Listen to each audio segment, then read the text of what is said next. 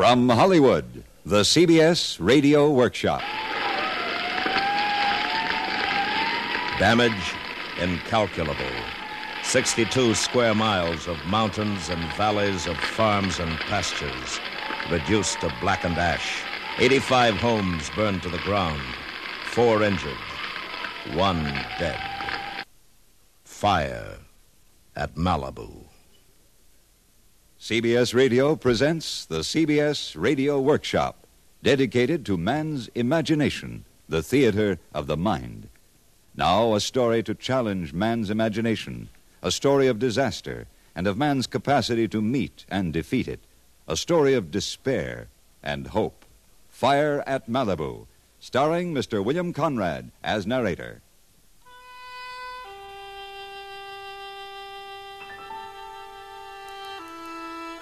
The Eastern Pacific High. It stretched from Baja, California to Hawaii and north to Anchorage, Alaska, and back south again past Vancouver Island and Puget Sound, past the Farallones and the Channel Islands. Day after day, week after week, it squatted across half of the Eastern Pacific. For 8 weeks, it remained immovable. You couldn't feel it or taste it or see it, excepting on the weatherman's map, but it was there. That vast, high-pressure area, blocking off the rain from the green forests of the Northwest and the brown hills of Southern California. Weather moves from west to east, out of the bleak, black cold of Siberia and Mongolia, down across the Sea of Japan and on east across the Pacific. But now, stopped by the immovable high, the weather veered north across the icy mountains of Alaska, becoming a cold Arctic front, pouring down into the Great Basin between the Sierra Nevadas and the Rockies, and then spilling across the mountains to the west, becoming warmer and warmer by gravity and compression, until it roared down from the Mojave Desert into Southern California, a full-grown Santana, the wind of Satan, whipping up dust storms, clawing at palm fronds, whining through patios, and fouling swimming pools with the last of autumn's brown leaves. For 8 weeks it blew through the chaparral, drying out the greasewood and the wild buckwheat on the rolling hills, desiccating the live oaks and the sycamores in the canyons. People's skins became dry and itchy. People coughed a lot, and their nostrils tickled as though they were coming down with a summer cold, and they perspired freely as they went about their Christmas shopping in the unusual midsummer heat.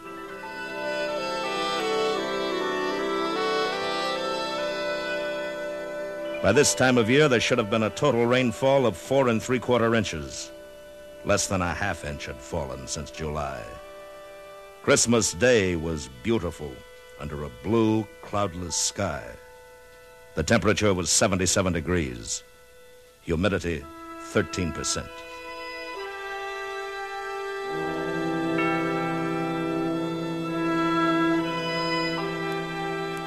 Western Airlines Flight 39 left Salt Lake City at midnight Christmas night, southbound for Las Vegas and Los Angeles.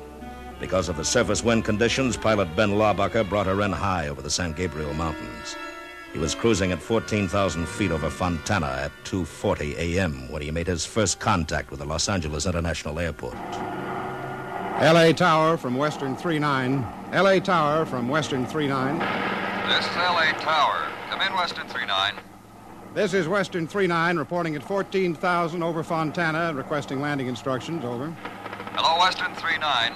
You're cleared to land on runway 25. Wind northeast, gusty. Thank you, L.A. Say, that's quite a fire you have down there. What fire? Well, there's a whole mountain burning up the coast a ways. I'd guess somewhere back of Point Doom. I hadn't heard anything about it. Oh, well, take a look out the tower window. Yeah, I can see it from here. Hey, I'd better report that. That you had, boy. Western 39 over and out.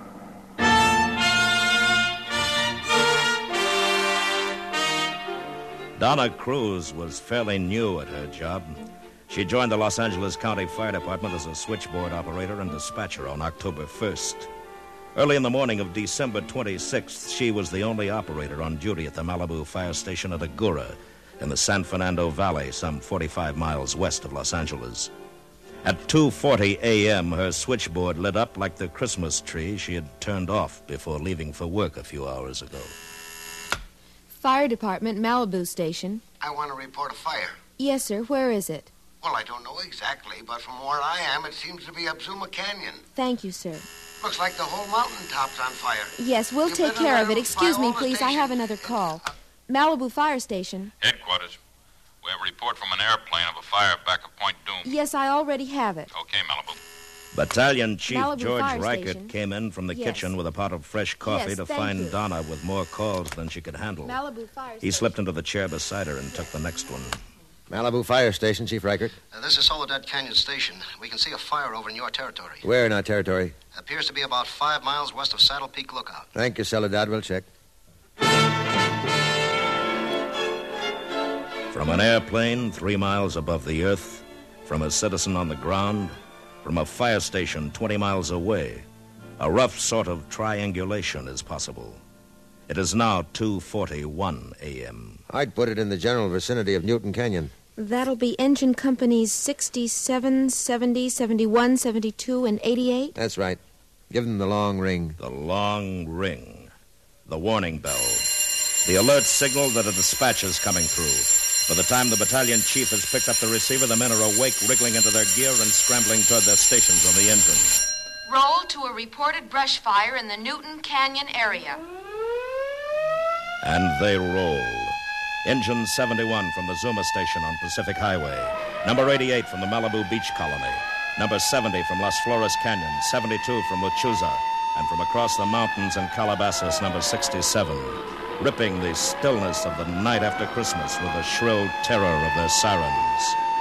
The ranchers, the homeowners, the farmers come awake with a start as they hear them scream by. For they live with the fear of fire in these crisp and dusty hills. At 3:40 a.m., 1 hour after the fire was reported, 23 engine companies, 3 bulldozers, 5 work crews, and 4 patrol units. 170 men are fighting the fire.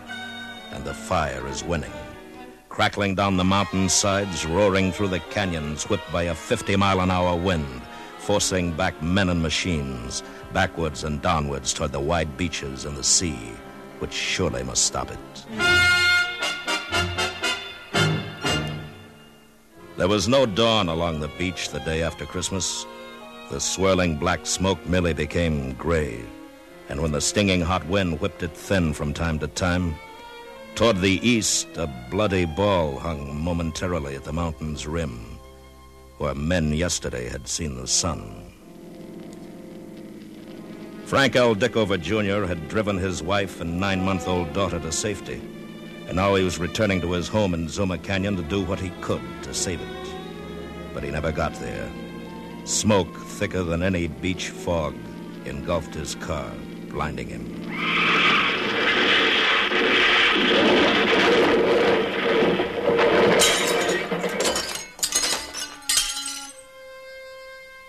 After the fire had roared by, the highway patrol found the wreck, and nearby Mr. Dickover's charred body.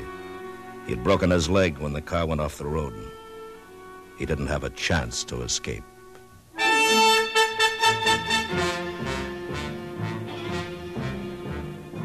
That first morning, County Fire Chief Keith Klinger set up his command post at the Zuma Fire Station on the Pacific Coast Highway. His command now comprised 430 men, including Navy and Marine personnel, moved in by truck from the CV base at Port Hueneme and Terminal Island. In the firehouse, where the gleaming engines usually stand, gray ladies of the Red Cross served coffee and sandwiches to smoke-blackened firefighters. In the dormitory, men off the line were treated for eye burn and smoke poisoning. In the kitchen, Bob Singleton set up a press center to accommodate the reporters, radio commentators, and TV newsreelmen. Battalion 5B to First Assistant Chief. Battalion 5B to First Assistant Chief. This is Chief Percy. Go ahead. I think we've saved all the homes in the Zuma Canyon area, but the fire's jumped the highway at Broad Beach and taken 2 big houses. Chief Anderson to Zuma Station. Chief Anderson to Zuma Station. Go ahead, Harvey. Ramiro Canyon's getting too hot to hold. Gotta have 10 patrols to work around the houses right away. Okay, Harvey.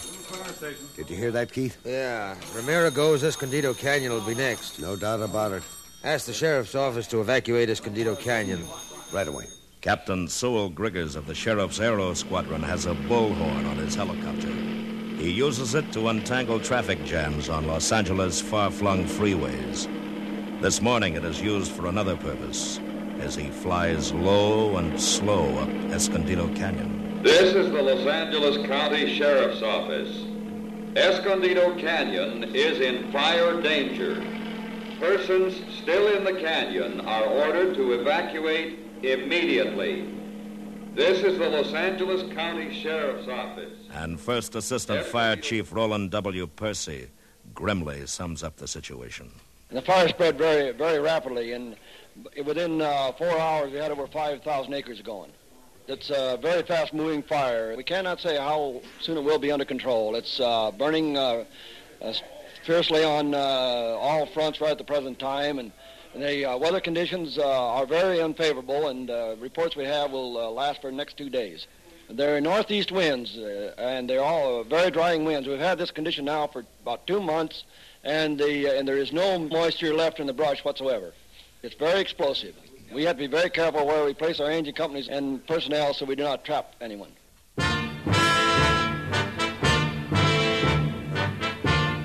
Now the fire was shaping into a disaster. As they had in 2 wars, the mobile canteens of the Salvation Army moved up close to the fire line.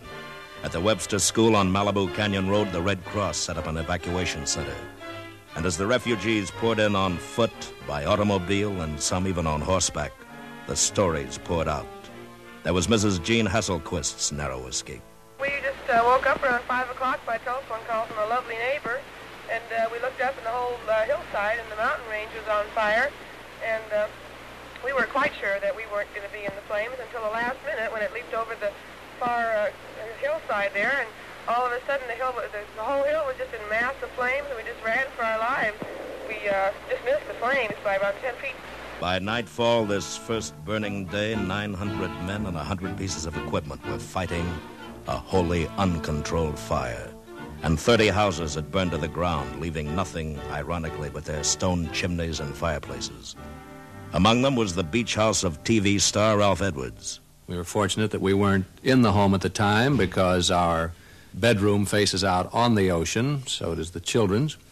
And it could very well be that the waves would be making such a noise that we wouldn't have heard the fire creeping up on us.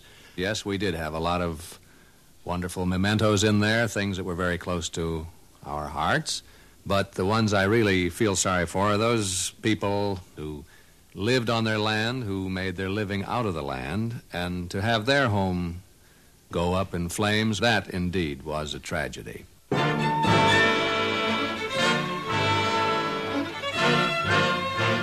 The second smoky dawn brings no relief as the fire roars on south toward Latigo Canyon.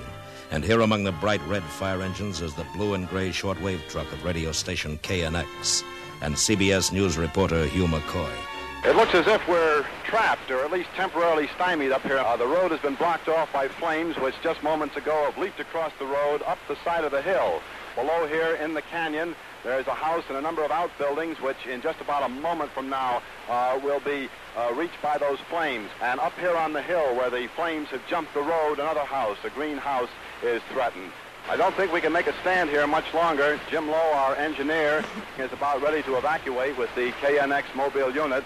We've got to make our way back down this road. The heat is getting more and more intense, and the flames are swept over more than a half a mile of these mountains now, raging, moving very, very fast. The house I told you about a few moments ago down below here is completely enveloped in smoke and flames. The people, we have just learned, have been evacuated from that home. And up here to my right, another house, which is still standing, is threatened by these flames reaching 20 to 50 feet up into the air as these wind gusts whip the black pall of smoke. That's all from Latigo Canyon. We've got to make our way out. The engines are evacuating now.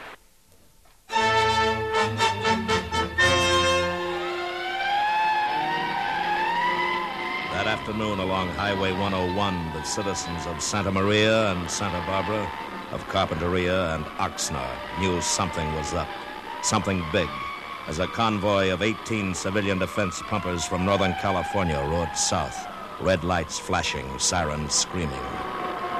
Something indeed big was up as the engines from the north pulled into the Zuma fire station. Malibu dispatcher at Agoura. Go ahead. We have a reported fire in the Hume Tract. Hume Tract? Yes, sir, just north of the sheriff's substation on Pacific Highway. It's traveling very fast. It's already taken several homes. Thank you. Chief? Yes, Roland? Just got a report of a blaze above the sheriff's station. That's 8 miles east of here. It must be a completely new fire. It's gotta be. Order out every available piece of equipment in both the city and county. I'll take these civilian defense engines down there myself.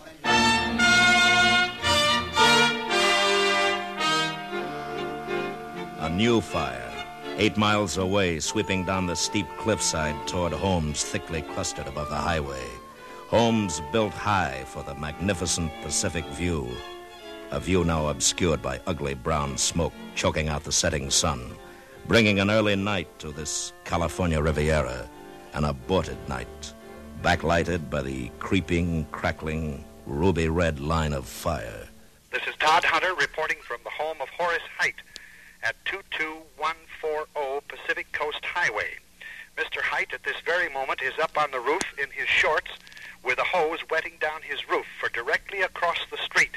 These flames are roaring down the mountainside with a tremendous wind behind them, and the firemen are on top of 2 apartments across the street, wetting down the roofs and wetting down the surrounding area in hopes of saving the apartments.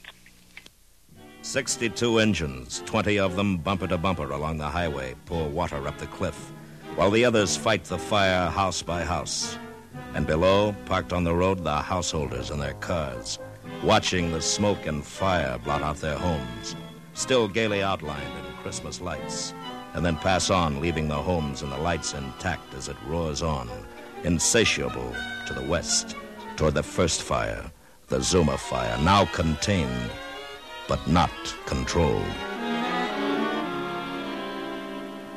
And between the fires, the Malibu beach colony, the fabled playground of the movie stars, and back in the hills, the homes of simpler folk, and the Sarah retreat of the Franciscan fathers, where on that fiery night of December 27th, prayer performed a small miracle, as Father Robert Schmidt recalls it.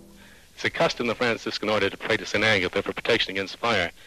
So we've been praying, and I think we had a sort of a miracle here last night, because when we left at 11 o'clock, the tongues of flame were leaping over the lips of the hill.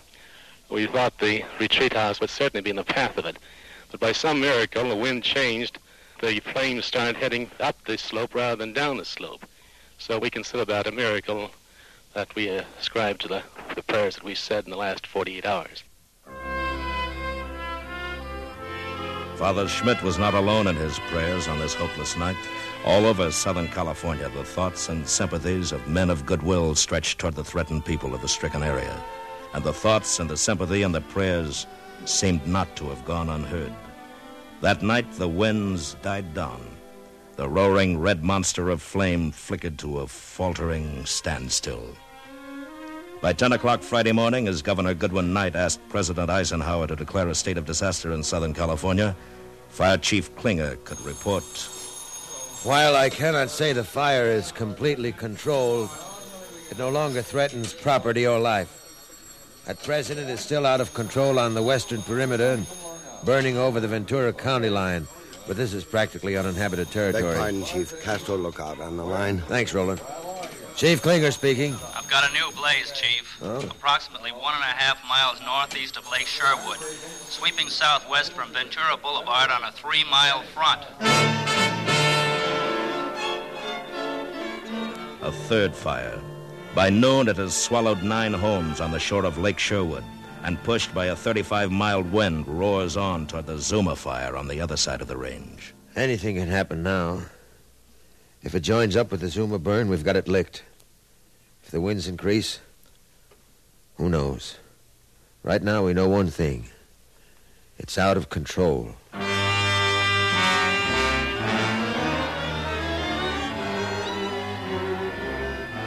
The sun sank that Friday evening behind a dirty brown cloud of smoke that stretched 50 miles from the San Fernando Valley, across the mountains and over the ocean to Catalina Island, sank red and angry, leaving behind its afterimage a corona of fire atop the hills. And 2,000 weary men fought through that last long night. There was good news the next afternoon, qualified in the cautious words of a weary fire chief. We now have the fire tied up in a slippery knot. The knot held, and so did the Pacific High.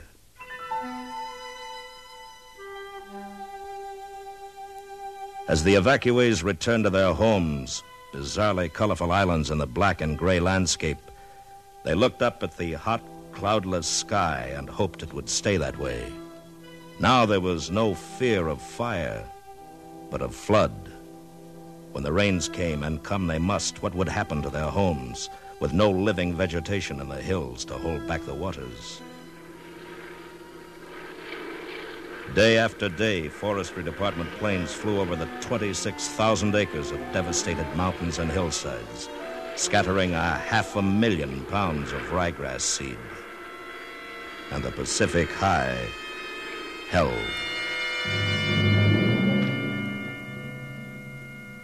And men ask, will the rains, when they come so heavily the seeds will wash away before they sprout? And men began filling sandbags and building dikes around their homes. And finally, the Pacific High weakened and broke, and the rains came.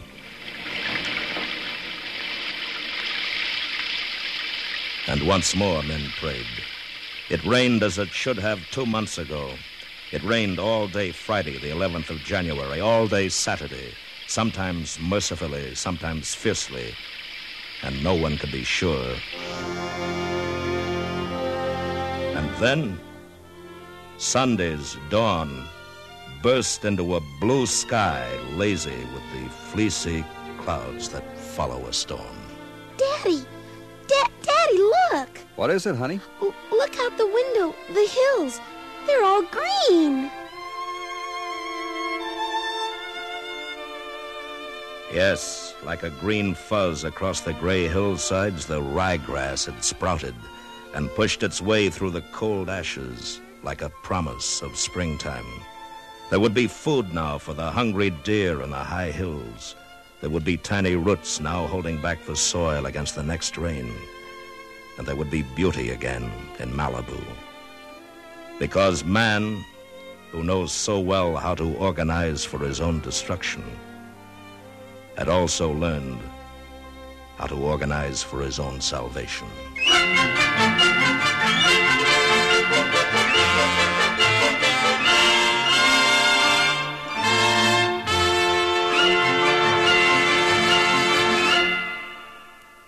The CBS Radio Workshop has presented Fire at Malibu, written, directed, and produced in Hollywood by William N. Robeson, and dedicated to the thousands of firemen, deputy sheriffs, foresters, highway patrolmen, Red Cross and Salvation Army workers, soldiers, sailors, Marines, and honor prisoners who prevented a fire from becoming a Holocaust. Fire at Malibu was narrated by William Conrad. The special musical score was composed and conducted by Lynn Murray, and the actors were Norma Jean Nielsen, Court Falkenberg, Larry Thor, Jim Nusser, Barney Phillips, Joe DeSantis, Lou Krugman, and Sam Pierce. Listen next week when the workshop comes to you from New York with the story of a man who lives for laughter, The Crazy Life, starring Henry Morgan. Crackerjack reporters fire the questions at leading government personalities every Sunday night on Face the Nation. For stimulating listening, hear the popular CBS public affairs feature, Face the Nation, tonight. You'll find it a rewarding excursion into the world of current affairs. Now stay tuned for Suspense, which follows immediately over most of these same stations.